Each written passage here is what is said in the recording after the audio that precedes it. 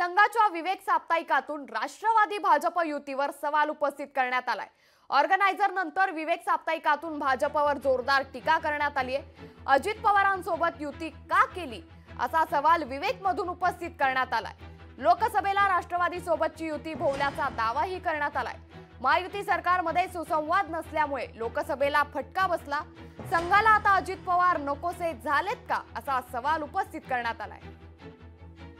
मला वाटतं कार्यकर्ता निवडणुकीत थोडंफार मागे पुढे झालं की थोडा विचलित होतो, परंतु मला वाटत नाही अशा प्रकारची कुठली संभ्रमावस्था त्या ठिकाणी बाळगून कार्यकर्ता आहे।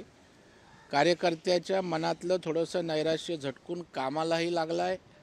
हे आज महाराष्ट्रभर गल्लीबोळात गाव तांड्यांपासून भाजपच्या कार्यकर्त्याचं काम पाहिल्यावर आपल्याला त्या ठिकाणी दिसून येईल। साप्ताहिक विवेक मध्ये जे लेख प्रकाशित झालेला आहे त्या लेखामध्ये वेगवेगळ्या लोकांच्या मुलाखतींचा तो सारांश आहे आणि तो जो लेखकांनी लिहिलेला आहे तो लेखकाचे व्यक्तिगत मत आहे आणि व्यक्तिगत मताला मांडण्याचं स्वातंत्र्य हे सर्वांनाच असतं, किंबहुना त्यांना सुद्धा आहे आणि संघ म्हणून आम्ही या विषयांवर तसा काही विचार करत नाही। भारतीय जनता पार्टीने काय करायचं, कुठले निर्णय घ्यायचे आणि कोणाला राष्ट्रवादीला सोबत घ्यायचं की नाही घ्यायचं हा त्यांच्या नेतृत्वाचा प्रश्न आहे। नेतृत्व त्याचं उत्तर शोधेल आणि कार्यकर्त्यांना विचारात घेऊन पुढील कारवाई करेल असं मला वाटतं। विवेक नावाचं काही वचन होतं,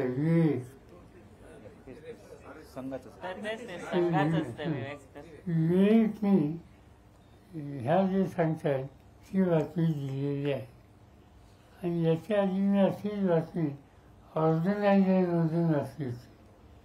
आता ऑर्गनायझर आणि विवेक याच्या वतीनं कोणती विचारधारा आहे तिचा शोध घ्यावा लागेल।